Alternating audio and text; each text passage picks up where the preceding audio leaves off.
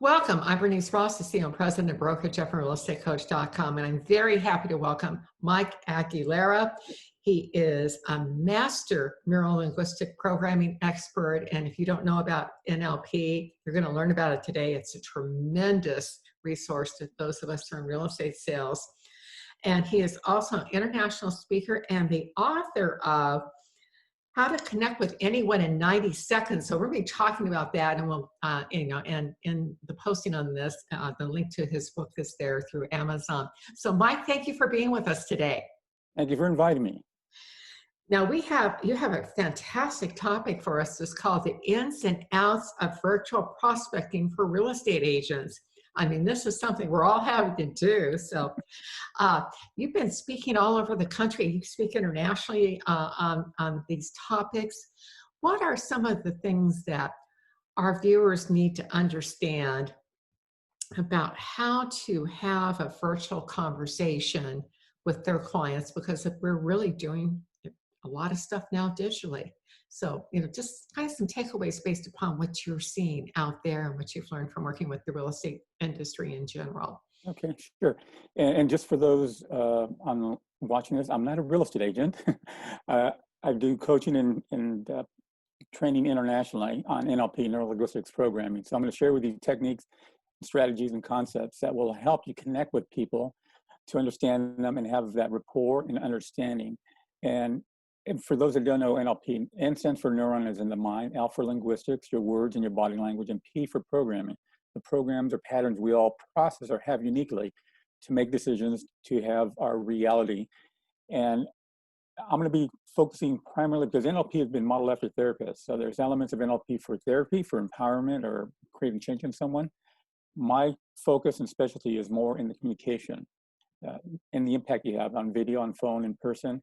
Your voice, the words you use, your body motion, your eye motion, the questions you ask, the meaning behind a person's answers, and how to really understand them. So when you're having a conversation with them virtually and eventually in person, they get a sense that you really understand them. So they make a decision that's appropriate and that they understand and that's specific and unique to what they need to hear or experience.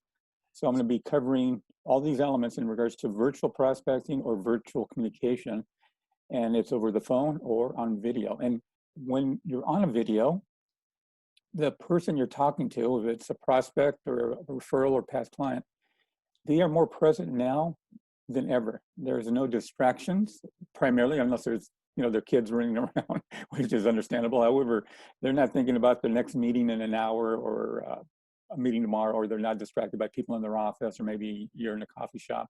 So they're really present and listening to your words and watching you, and they're engaged. So what you say and what you do is vital to really understand their situation, and languaging and what I call language patterns that you can use, or phrases or words that are influential. So it's the words you use, your emotions, your eyes, all of that are impactful virtually.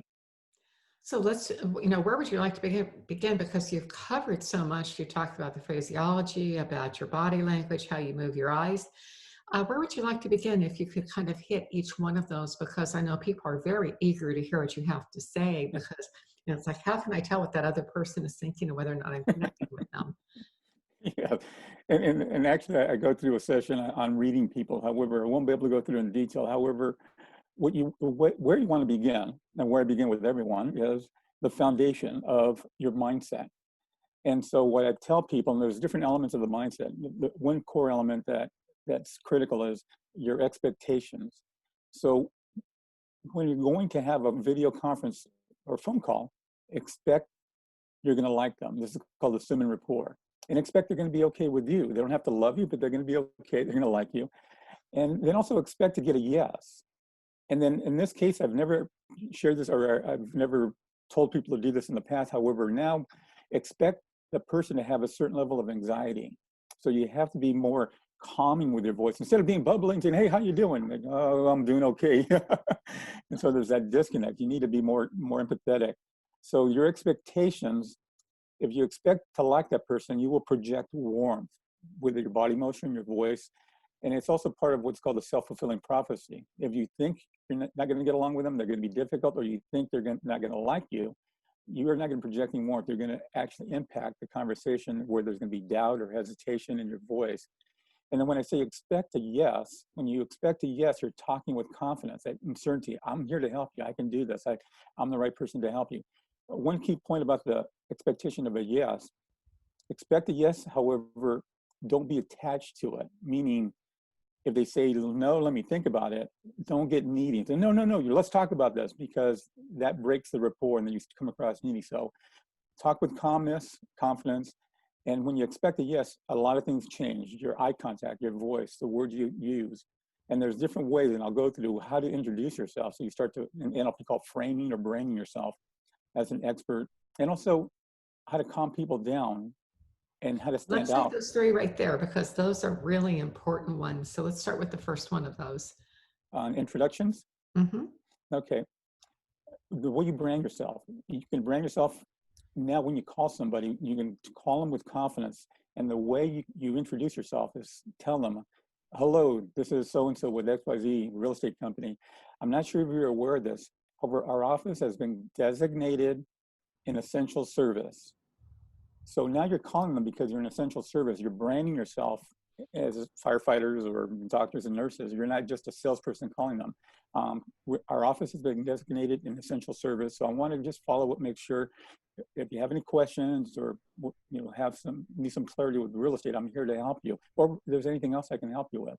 So now they're hearing you in a different setting. You're branded now as an essential service, and you are. You can now talk with. If I can get you to pause for a second, because I really like this approach, and I love the concept here. Okay, we're an essential service, but then go that next step, which is an offer of service. And this is something most of our listeners don't know about. At Real Estate Connect, the economist, the one from Zillow and from Windermere, said that rates will be as low as 2.6 in 2021. And I heard on Friday that one of my friends funded her mortgage on her condo for 2.62%. So, so one of the things you can help people with is, did you know that there are rates out there as low as 2.2%? Depending on your circumstances, if you need to refinance, if you're thinking about selling, then what you've done is you've given them a benefit, which is exactly what you're talking about, Mike. I didn't mean to interrupt, but that one is such a great takeaway. I wanted to share it. Yes, just turned last Friday. and that's a great takeaway. I've also shared this with other real estate agents of saying there are a lot of people out there that don't know about what's going on, so they're not making phone calls and they're not making decisions. So if you tell them the interest rates have dropped and you're planning to live in that home, maybe the rest of your life, another 10 or 20 years, you might be equity rich, and you can pull some money out, drop your payments even be lower than they are now, and have that buffer of money that you can now put to use, or just help you through this storm of what's going on with the coronavirus, so that you have that as a resource, as a reserve. So yes, that's a good point where you can again offer your help and then educate them. I'm not sure if you're aware of this. However, the interest rates have dropped. Thought about refinancing. How long do you plan to live in your home? Oh, the rest of your life. You're probably equity rich then. And so if you plan to live there the rest of your life, you can pull some money out, and then later on pull some more money out if need be. But your equity is probably going to increase as it has been over time. So yes, great points. And those are how you want to have the mindset of, I'm there to help. I mean, I talk about the mindset of also intention. And there's two intentions that people mistake. One is the intention, I'm going to close this deal. People will sense that, that you're just there for the money. So what I suggest is have the intention of, I'm going to help this person. And so I'm going to ask questions, I'm going to share information, and then your voice will come across, again, warm. So people will sense your intention. And so you want to have that in the back of your mind as well with your mindset. So now the second thing, you asked, okay, we talked about your introduction. Now you can introduce yourself with confidence. I'm an essential service. Our office has been designated. And so now they're hearing you and saying, oh, I wasn't aware of that. And you can say, anything I can clarify? Are you aware of the interest rates? And, go into that conversation. Depends on what kind of lead it is. And now one way to create certainty where people are under anxiety because they don't know what's going to happen next month, a month from now, or what's going on with the virus and quarantine. So one way you can really stand out of the crowd to create certainty, and this is also part of my training that I've gone through over the years on neuroscience, on emotions. And if someone's under a lot of stress, anxiety, negative emotion, they're in a fight, flight, or freeze. They're actually more in what's called a survival mode. They won't take action. They're just gonna, I don't know what to do. I'm gonna sleep and I'll wait some more. And so if you guide them out of that fight, flight, or freeze into possibilities, or just to be okay with what's going on, and they're making good decisions, then you're gonna take them from a negative feeling to a feeling of possibilities. And if someone is under stress, you don't want to commiserate with them. You don't want to say, oh yes, I know you're under stress, there's a lot going on, I have a lot of families that are having problems, I'm having problems. It'll just expand that negative emotion, which will just magnify and cause them to even freeze even more. And the other thing in NLP is it'll cause what's called transference. If you're making someone feel bad, they're going to get the sense that, I don't know, every time I'm talking to this person, I feel bad. I don't know why. And so you don't want to stay in those negative emotions. One is the transference. The other is you want them, guide them out of being frozen survival into possibilities. So, okay, yeah, maybe I should refinance, or maybe now's a good time to buy or sell. I didn't realize that. So guiding their emotions is critical. And this is also part of what I call conversational selling and understanding neuroscience. So the way you can create certainty in someone's life where you stand out and they get a sense of confidence in you is you tell your client, even if it's a prospect, you tell them, well, one thing I'm going to tell you is, Mr. or Mrs. Prospect, that every 2 days, I'm going to contact you by email or text, whatever is your preference, or phone call. And I'm going to tell you what's going on, even if there's nothing new to inform you on. So they get a sense, okay, wow, all this chaos is going around my life, but I can count on this real estate agent to contact me every 2 days. This is something I'm going to be certain about. This is something that gives me some control in my life. So you will stand out of the crowd. The key is you need to contact them every 2 days. And if there's something before 2 days, I'll contact you. However, if there's nothing going on, I'll at least give you an update. No offers have been made. Our offer hasn't been accepted yet, or whatever it is. Just get back to the pause for a second, because we kind of shifted, but you were specifically talking about when you're working with your sellers and how important it is that you're in constant contact with them.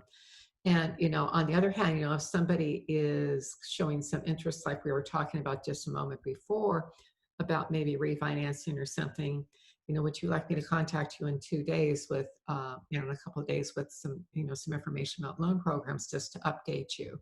So it's like that when you say, you offer that contact and you're there and you deliver on, that is a piece of security, what you're describing, which people don't, we don't have a lot of it right now. Who can I depend on? Yeah, who can I trust? And also you're branding yourself as being trustworthy, authentic, and ethical, that, hey, I'm gonna take care of you. And I learned this years ago, actually, when I would have a conversation with different people. And one person, I told them, okay, I'm going to call you tomorrow at 4 o'clock. And he says, Mike, I know you will. Because every time I told somebody I'm going to call them at a certain time, it wasn't going to be 4:30, it wasn't going to be 4:45. It's going to be as close as I can, if possible, at 4 o'clock. If I can't make that call, I will text or do, get back to them. However, that created a brand within me. And so I'm suggesting real estate agents, if you tell somebody you're going to call them tomorrow at 4 o'clock, then call them at 4 o'clock. And you will create that, again, sense of certainty, and also the branding that what you say you're going to do, you do. And so that consistency there as well. And yes, it does. I'm sorry, go on. I'm sorry, go ahead. Yeah, yes, with sellers, it's important to tell them what's going on, but even buyers, I'm going to look for the property, nothing new. And yes, you want to ask them, I'll call you every 2 days or get back with you every 2 days. Is that okay with you? They may say, yeah, great. Or they may say, no, just get back to me every 4 days or when something's going. So everyone is not going to be as anxious. However, most people just offering that, you will stand out from all the other real estate agents that said, yeah, I'll get back to you when I need something, or when just call me. And then everything's just out in limbo, like, okay, well, what's new? What's going on? Any offers on my house? Or I haven't seen anything. And so you want to be in contact with them. You don't want to overload them, but you can just create that sense of certainty in their life that everything else is uncertain, but I can count on my real estate agent to get back to me and keep me, the status of what's going on. So those are some key elements. Now, you brought up one of my very favorite topics from NLP, which is reframing. And, I'm biting at the bit to talk about this because I've got so, so many things that I've trained in the past, but I want to hear what you have to say. I know what's in my head. Well, we actually touched on reframing the first on the introduction. We are a designated essential service. So you're changing the frame of from a real estate agent, a salesperson to no, don't think of me that way. Reframe me, rebrand me as an essential service. So now I'm very valuable to the world, to the industry, and what I have to offer is important. Another way to reframe as well, when you're in a conversation with somebody, you can tell them, same thing, you don't want them to think about you as a salesperson, you want them to think about you as an advisor. So the way you can do it in a conversation would be sitting down with your client, or it could be a prospect, and saying, there's a lot of changes going on right now. And is it okay with you if I talk to you, we have a conversation, and if I talk to you as an advisor? So once they say yes, everything you say, everything you ask is as an advisor. And now they're thinking about, essentially. yeah, so you framed yourself as an advisor just by having that, what I call language patterns, just a little sentence like that. You don't have to memorize it. You can just say, yeah, hey, can I talk to you as an advisor? You don't have to say the whole thing, because there's a lot of changes going on. And I want to make sure we really understand and you understand. And so that's reframing. You're reframing, I'm not a salesperson, I'm an advisor. And everything I ask and everything they hear, everything within that conversation is going to be framed as an advisor, not a salesperson. So there's less likely for them to negotiate or to challenge you, and they're more likely to take action based on you being an advisor. So those are some key elements on reframing. And you had some things you wanted to share as well? Yeah, I have a couple of my favorite reframes. The first one, you were talking about the people who drag you down. Yeah. And, I have done this on the stage where I invite, somebody who's a whiner to come up and said, let me hit me with your best shot. And then you just look them in the eye and say, tell me one thing that went right today. And all immediately you switch from that negative frame. So, what is, what's happened that's, when you're stressed, it's what's one thing that's gone right, and start, getting them into that. And then my favorite, one of the things we're having a problem with, and even more so now, is when people call up and say, they're expecting you should be charging less because somehow it's going to be easier that you're having to work virtually. No, it's harder. But they say, well, how much do you charge in commission? And if you give them an answer, they're going to go click. But if you say, are you more concerned about the commission or how much you'll net at the end of the day? Reframe. Mm-hmm. So both of those are examples. Now, I want to go on and talk about you. We've been talking about the stress and distance persuasion. I want to have you tell us a little bit more about conversational selling in terms of moving towards and moving away, and the procedural or bottom line, because these are, different people have different styles of how they approach things and need to recognize what's wanted and needed from each type of style. So, Mike, could you say more about those, each of those distinctions for us, please? Sure, yes. And then I'll go into distant persuasion or videos and phone calls, what you want to do to create instant connection to a certain level, and to have more of it can be an intimate conversation on video. First off, with my program, Conversational Selling, what you want to do, back to reframing, you want to avoid walking or talking to a client and doing what's called the dog and pony show, meaning, look at my great work, look at how I'm going to market your property, this is what I picked up on the comps, what we should list your property for. And that's where you're trying to sell them on you. And then they get that impression, you're branding yourself as a salesperson. So in conversational selling, one way I even tell people to begin the sales process, a sales conversation, is by starting out by saying, before we begin, can you tell me a little bit about yourself? And so you're framing it as a conversation. And also what the key elements in that little phrase is, you are the authority. You're telling them what to do. You're saying, tell me about yourself. So they're not sitting down saying, okay, you tell me about yourself. You're switching it in a very subtle, compassionate way. I really want to know about you. Oh, really? You do? Okay, sure. Well, I've been married. We lived here for so long. And so you can get into a conversation, which then you want to acknowledge accomplishment, because just like you said, what have you done right? What's going on? They say, I worked at so-and-so company for 5 years. Wow, that's great. So you acknowledge them and make them feel good. And they start to think about, okay, I've made some good decisions. I'm not such a bad guy after all.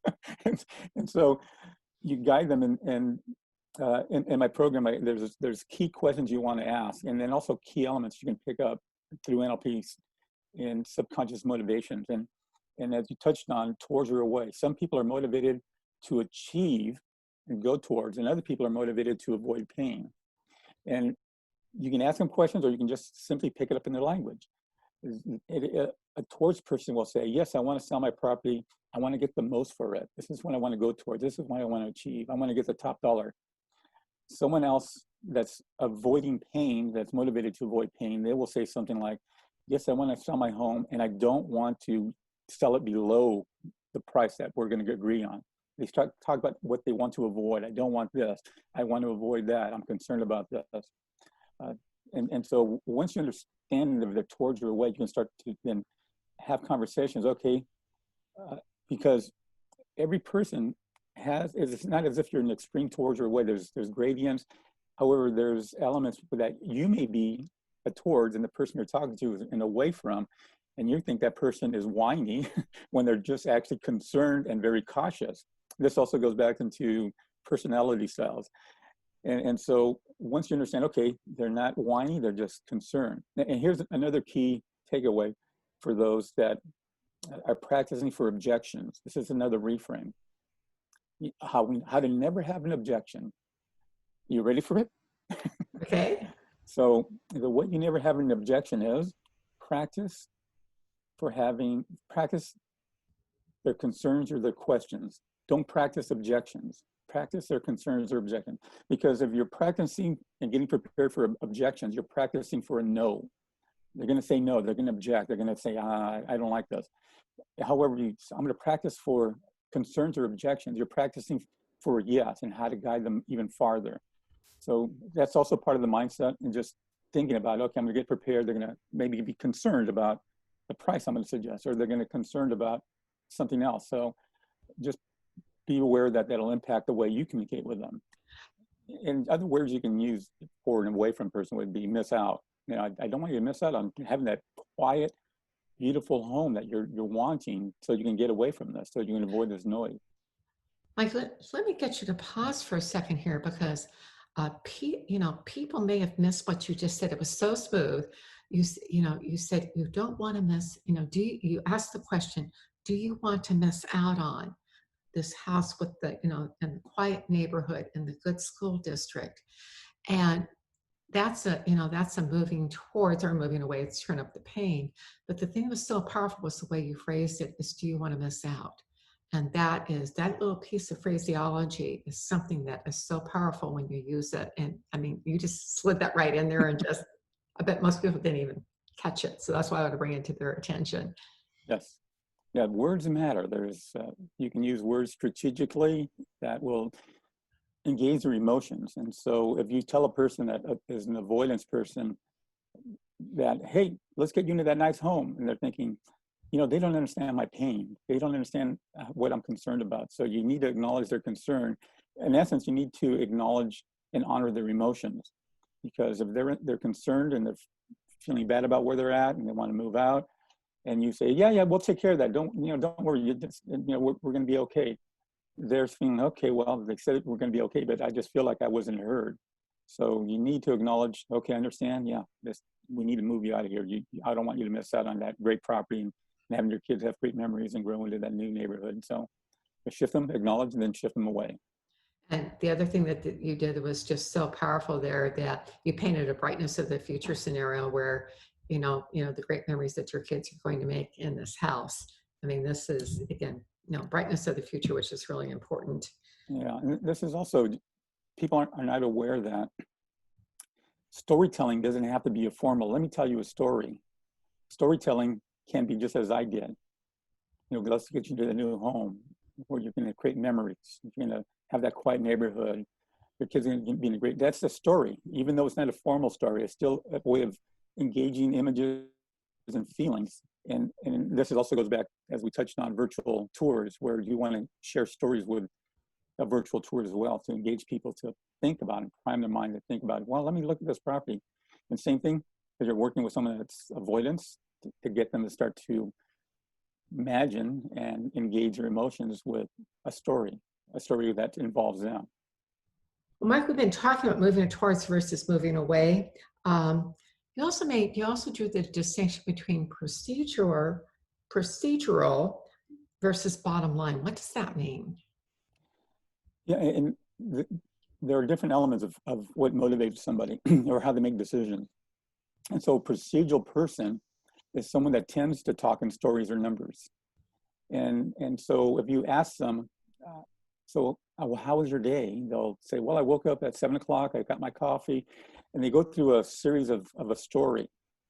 And if you ask someone that's not very procedural, they're more bottom line, how was your day? Oh, it's great. They just, bottom line, it's a good day.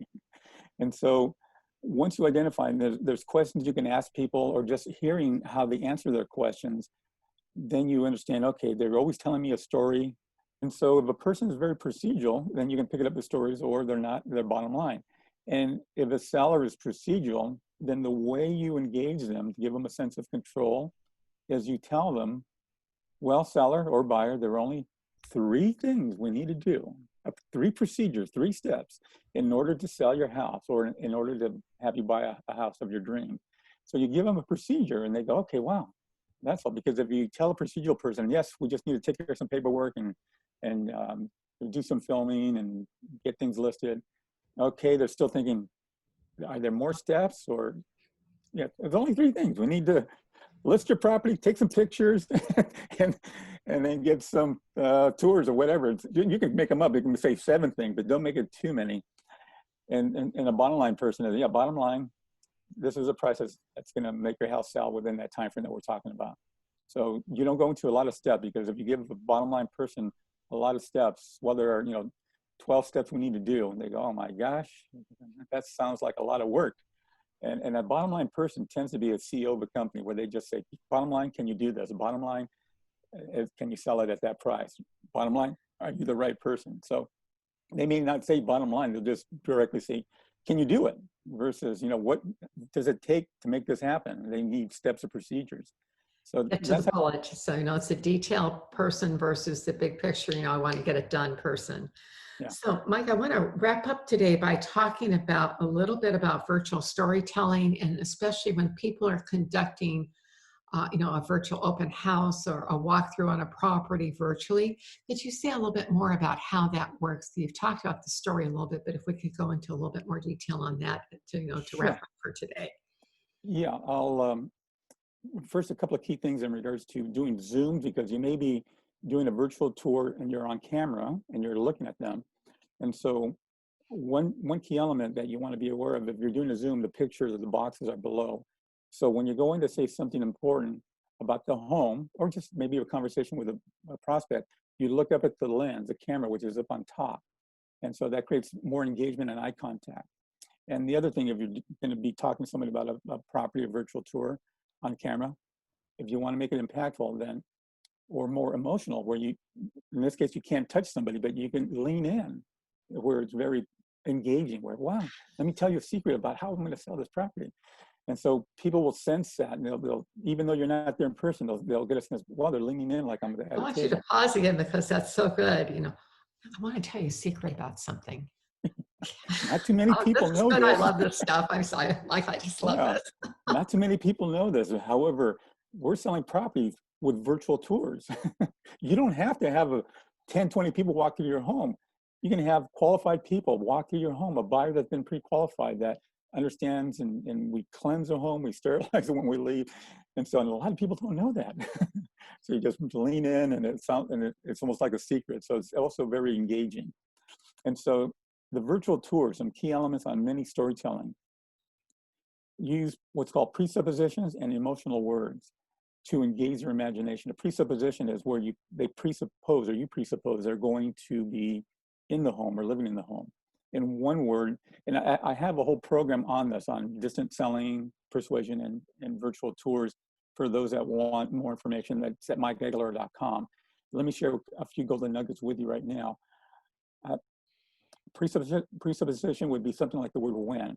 When you walk into this home, this is the first room you're going to see, the living room on the right. And so the word when, it implies they're going to, not if they walk into this home, or here's the home living room. It's when you walk into the home.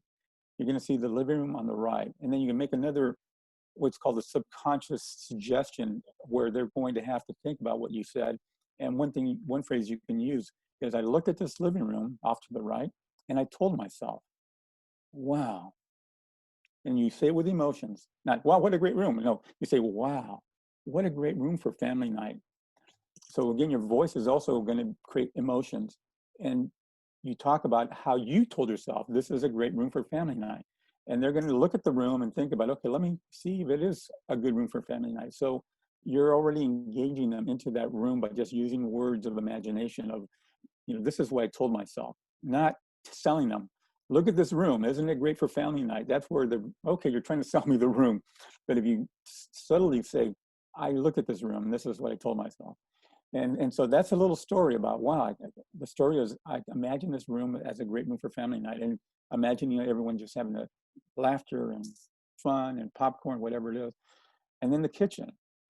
What people tend to do in tours is to present it almost like a showroom. Here's the living room, great lighting. Here's the kitchen, state-of-the-art appliances, which is okay. However, there's no emotional engagement.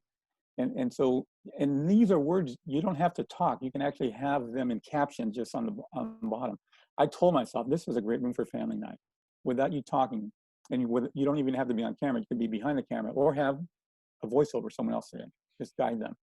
The kitchen, great appliances, and just imagine the aromas coming from that kitchen, the family night, and then you use the emotional, in NLP called VAK, or visual auditory kinesthetics, or even olfactory, the smelling.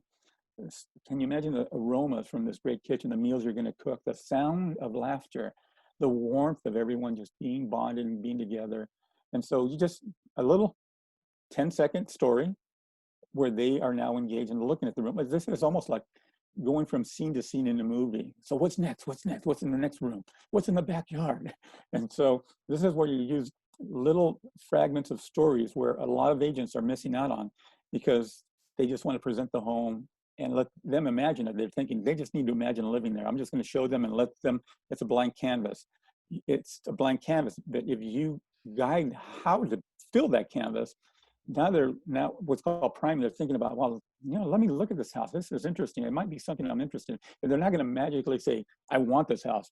They're specifically going to watch it and be engaged, and watch it more than likely to the end. Because if you're not engaging them, they'll say, okay, interesting, I'll get back to this.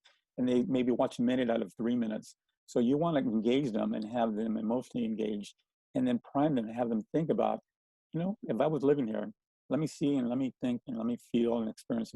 This is the right house for me. If it is, I'm going to ask for a tour or do the follow-up.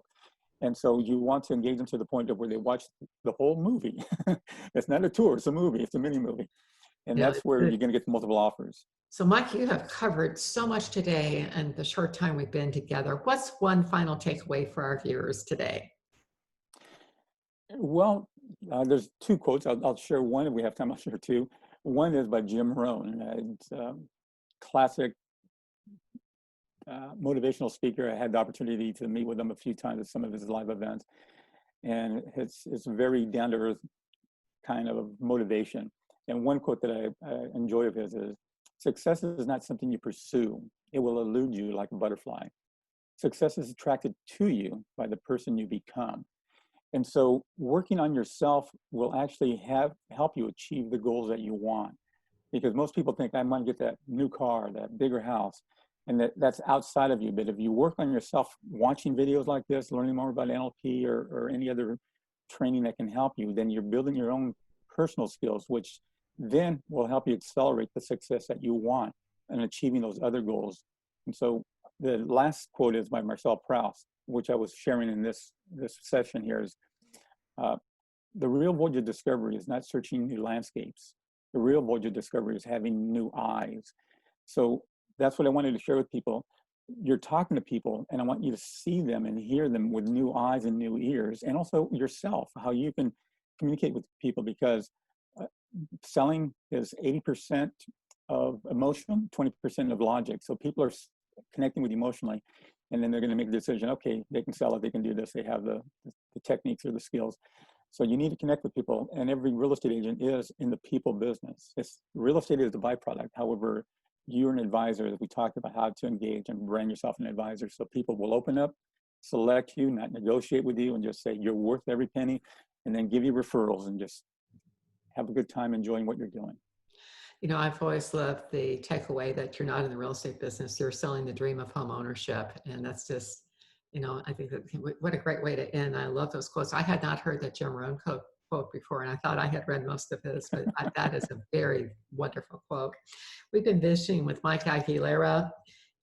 You can get his book on Amazon. The link's in the article in the description on here on YouTube. Mike, thank you for being with us today. You have given us so much value. Thank you very much. My pleasure. Thank you.